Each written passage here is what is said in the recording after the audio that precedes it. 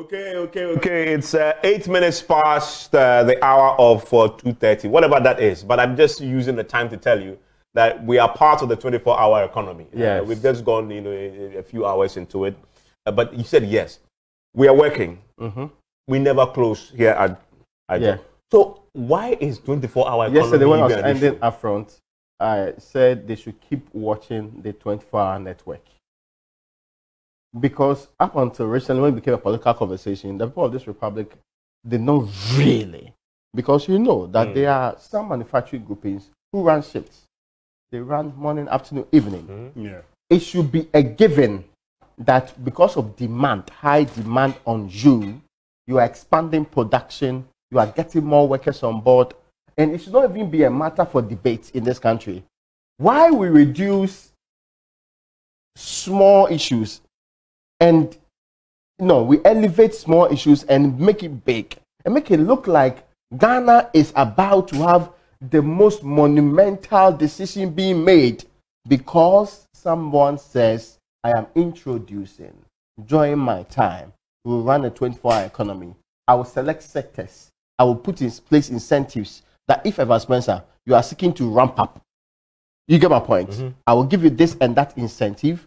I provide security and wrap that up too for you so that you can make people work around the clock. Why is that a big deal? Should I tell you why?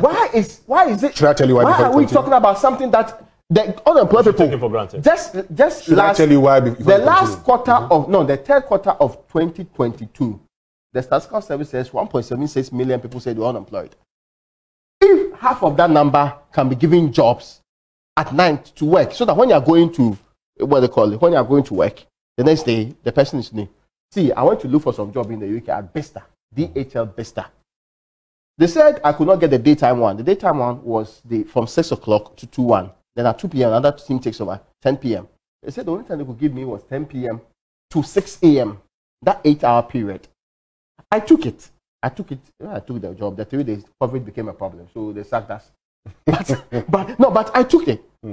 All that I needed to do was sit in that bus from Buckingham to Besta, and I will be sorted. Then they'll drop me at Charbridge Way. I walk small. People have bike and other things, but me, I walk small to the place. I didn't care. Cold weather, I still survive small. I got a job. That was most important to me. They needed somebody to work in their e-commerce section. That was important to them. Why are we having a debate about getting people jobs to do, about expanding your economy? I thought that was our agenda all through. Yeah. No. You see, I was going to tell him why. Because, look, this is the point. Now, did you realize that? Have you realized that in Ghana, once somebody comes up with an idea, the other political party, even before they analyze it, they say it's not feasible. That's always the starting point. Yeah. That's the starting point. And so it's become an issue because the moment, and also because we do not talk about policies we do not talk about plans with policies or with a concept that we know this is what we intend to do, this is what we're going to get. So before the next person makes a point, he actually knows everything. We throw it out there first and say, we are preparing. Yeah. And so the first person hears it, he's not even going to ask himself a few questions. Oh, no, you can't do it. This is nothing new. Well, what are you talking about? And that's always been our problem. And so instead of having a constructive conversation about whether this is achievable or not, and we having a conversation about even the targets, for instance, let's have a conversation about the incentives. What kind of incentives do you want to give? How would these incentives hurt the economy or impact the economy? Would we be able to get double these incentives or more than incentives we are giving? So for instance, you say I'm going to give them certain incentives, be it tax holidays or tariff incentives. What would be the cost to the nation? How much are they contributing by way of employing the youth? If they employ this number of youth, how much would they pay in income tax? All of these things, because they are not realistic. But also ask you, fantastic question. But I know you also have to anchor this primarily on question of productivity. Yeah, but see, Evans, before you continue, the point I'm making is that, so if, for instance, because sometimes, and I come from a point of view where sometimes we talk about, for instance, we talk about development, sometimes we talk about cluster development, and we say there should be a sense of cluster, but sometimes also you can also create that sense. And so you can actually create the demand for it. You could actually ensure productivity. Yeah. All you have to do is to have a carefully thought through plan that we would look at. If that plan were available, that's what I'm trying to say. If that plan were available, the reason we had this conversation this morning. I got a call today that says that next week the party is going to put out the full plan. But that's what the problem is. So before you say it, that's what I'm saying. I don't have a problem with this, but I'm saying that part of the reason we've always had this problem is that we don't actually lay out everything. I get your point. Of course, we made a mistake with free SHS. Exactly. In fact, I should speak tonight, right now. I still haven't seen the policy guiding planning for food and jobs. Right? I mean, it's true. I haven't seen the document. Free SHS later on. I've seen some brochures, but in the detailed policy plan, I still have not seen the whole. Yes, we are in planting for food or part 2. Part 2. We are doing livestock, right? Yeah. So that clearly is an issue. But I actually don't have a problem because this came up last week, I believe, or the week before, when Mahama started his thank you tour.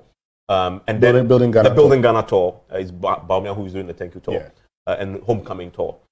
And 2 weeks after, we've been promised that we should expect a full document. I don't have an issue with that. It's good that the questions are being raised, which is then sort of going to make sure that whatever comes forward is something that is detailed. Or they are using what they do in technology. When you open source, you put it out there, and then you get people perfect. Yeah. They improve your technology. Then you can pick it up as the original owner of the technology and still use it. Yeah. That's what they do in IT a lot. So I don't have a problem. But my question is another question that he must answer. Are we doing 24-hour economy because it's a fashionable term or phrase that will sort of resonate with electorate without necessarily understanding the nitty-gritty of it? In other words, are you linking that to productivity? Are you linking that to existing demand? Yeah. So must people necessarily work overnight because a political party says it's a policy? And I refer back to free SHS. Yeah. When even the finance minister says we should do a needs assessment, we should structure it such that we give it to those who actually need it, that he doesn't need free SHS because he can afford. The government went ahead and did a wholesale implementation because it was their policy. My point is... And the information minister said we should disregard the finance minister. Exactly. My point is, it's a very fashionable term, and for some reason, the MPP had given a fuel because they reacted to it, and it's become a big deal, which is really what happens. One district, one factory, one village, one dam, those sort of promises. And they implemented it because the way it had been phrased, because it was catchy. And we've seen the problems. The one district, one dam, it's not something that had worked. It's largely a failed policy intervention. They put the dams in places that people actually could not access. We've investigated all manner of ways. Or the dugout parts. Or the dugout parts. So for me, that fundamentally, so come to Joy FM or multimedia. We work overnight anyway because we have audiences in different time zones, right? Who wake up, whatever time they wake up, they want to see, they want to watch. So there's a demand for it. So you want to put it out there. But but I like the fact though, today when I listened, that I get a sense that one of the places they really want to emphasize is public services. Yeah. And I think that one, you can't fight it because they mentioned the passport office. I would wish that the passport office works 24 hours. So that after work, instead of going to join the queue to go home, you go straight to the passport office and go and join the queue to take your passport. Absolutely. Then you go home later on, avoiding traffic. The next morning, you're back to work. Absolutely. You don't have to seek permission from your boss to stay off work. One of the biggest problems we've had is backlog. Yeah. They, for example, the printing machines stop at a point. Human beings operate them. Yes. When they're going home, they just switch off and go. Meanwhile, you have a huge backlog, making it impossible for people to access passports in 2 weeks. It's taking 1 year sometimes to get a passport because somebody decides that at 5 p.m., sometimes even before 5 p.m., let's shut down the printing machines. Everybody go home and come back the next morning at 9, right? So I believe that if we are targeting public services, my question to you, Winston, you ask fantastic questions. How do you get the private sector to run 24 hours if really they can't establish a clear demand for it? Exactly. And how do you incentivize the private sector to do so with public money?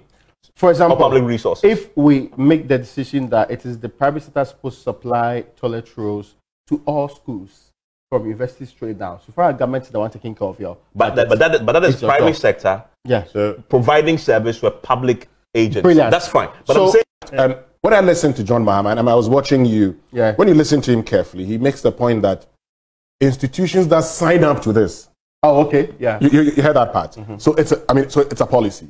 If you sign on to it, then you get these incentives.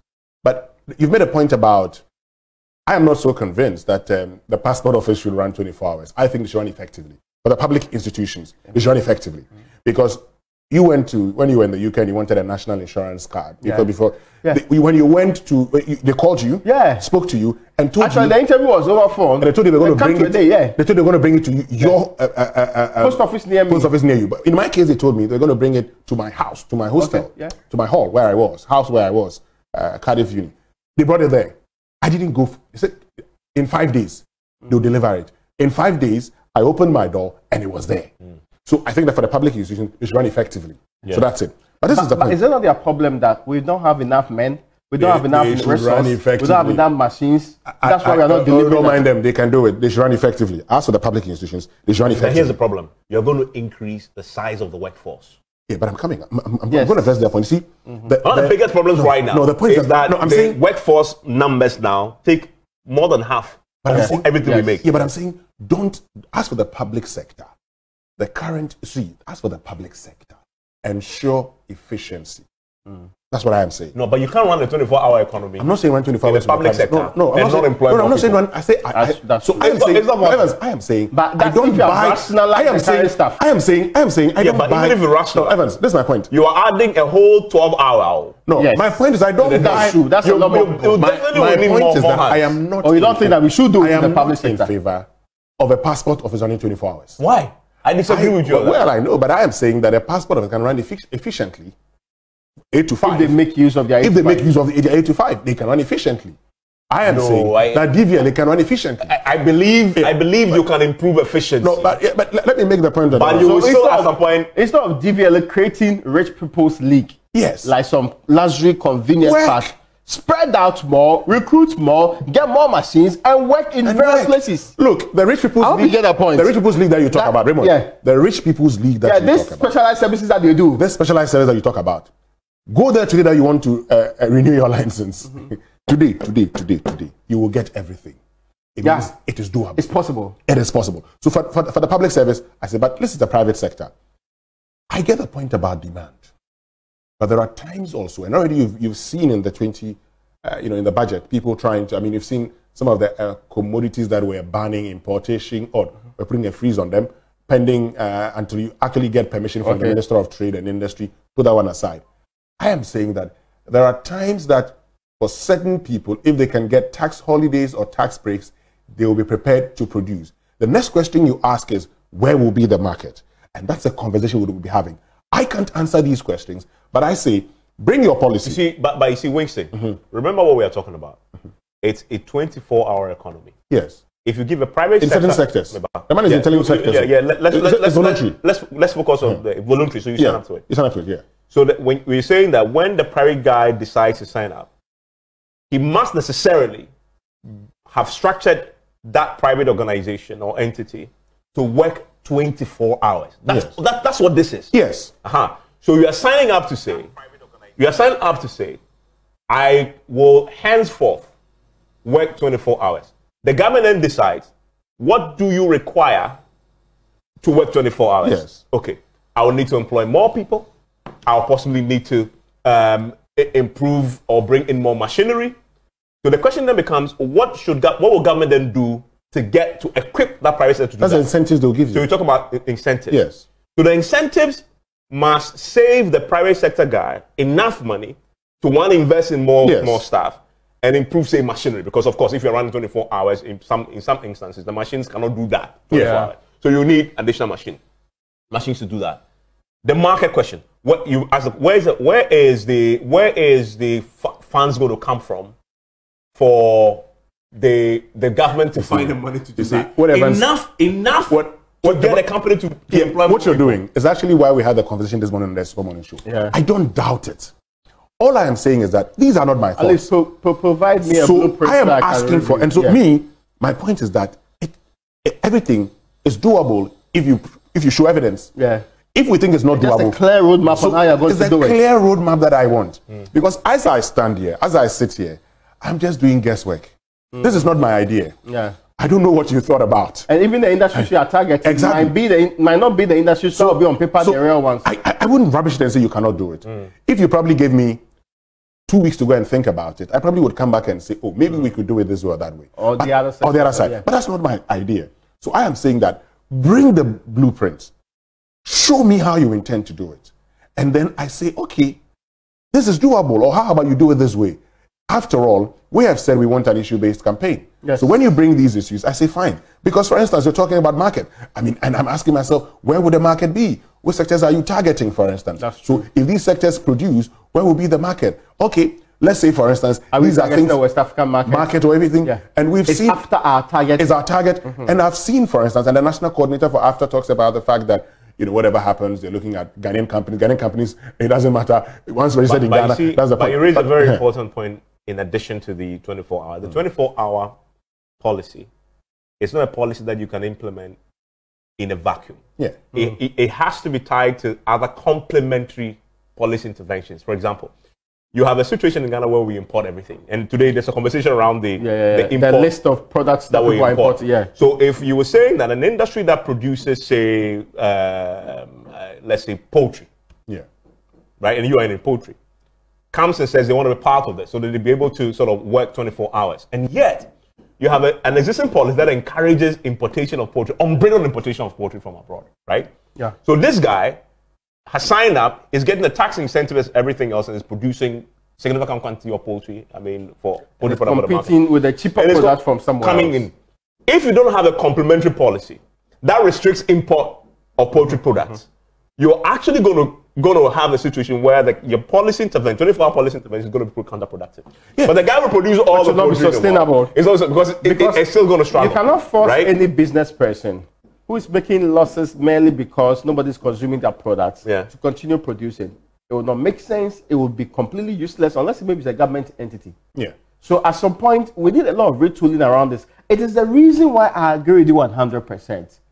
Maybe you are testing the waters with policy, but we like that a lot. You make this demand, and they will be saying, oh, we'll give you, we'll go into a new year. They'll go to the first quarter, we are the second quarter. They'll bring a scanty manifesto that has not developed these points properly, but name them as like bulletins and all of that. But let's serve a warning. Let's serve this warning. Here at the election headquarters, we will not allow them. We've learned from free SHS. We've learned from Plans for Food and Jobs. We will no longer allow devil them. is in the detail. We will not allow them to throw at us some document that's been drafted in the rush. Because you see, let me just chip in this point. I actually realized that Ghana's local economic development policy would have taken good care of 1D, 1F. Our local economic development policy. If we just don't give it that bow title and circumvent every strata. And what we did, you see, so when the NPP took over, they sought to give districts 2 million as equity funding. That's part of our local economic development policy. So that the districts will now determine their competitive advantage and take off from there. Alongside having to give $1 million to every constituency. Exactly. Then all of a sudden, everything changes. Also because these are things that sometimes, like we say, we don't put out the policies. Let all of us debate it. Then we punch holes into it. But it becomes, in order to industrialize one district, one factory. Then one district, one factory. And that's what I'm saying, look, I'm not going to say, you cannot do this. All I'm going to say is, show me. Let's have a look at it. Because I'm saying, show working. Because these are not my ideas. I'm sold on the idea of being implemented in the public sector. I think the public sector can read. I believe that for me. Yeah. So you see, that again, you can say implement it by also improving efficiency. Yeah. So don't just increase numbers. First of all, rationalize. Yes. And then once you rationalize, you ask your question. Where the actual loopholes are. Exactly. And where do you have the shortfall in numbers? And then, so when you're adding on because you need the numbers to run 24 hours. And I saw some people by Simmons that suggests that we needed more people in our public sector. That we needed better people in our public sector. And that we cannot have a system where, currently, governments circumvent the civil service and bring in their own people who work primarily with the ministers, and they are secretaries in the ministry. They are sitting there. They may have to do other small jobs. Yeah. There are even policy people with PhDs and all of that, sitting there. But the guy is brought in because there's a belief, and the president has been justified this before, that, listen, I need something done within a period I'm president, and I need to do it quickly. And I think that this guy will help me do it quickly than the civil servant that I've known over the period. that mentality too ought to change. I'm happy that for once, and not for once, I'm happy we are advancing the conversation and that we are going to reduce the next year's election to petty, irrelevant issues that do not affect the lives of the people. But what will not happen is what has happened before. We allow sloganeering to take center stage.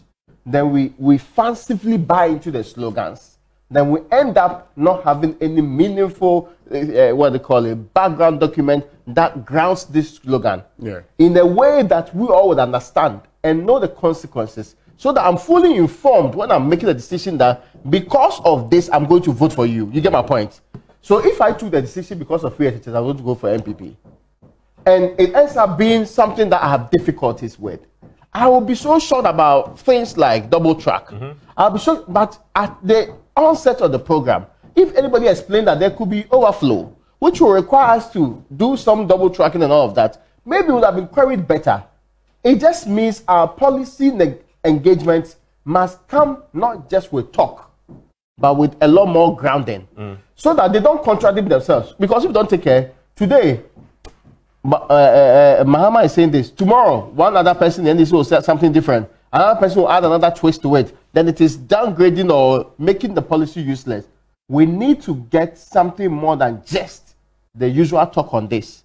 And we have seen from evidence that not being involved in Ghanaian politics or Ghanaian governance does not mean you are insulated from the dangers that comes in. Yeah. Inflation has shown us.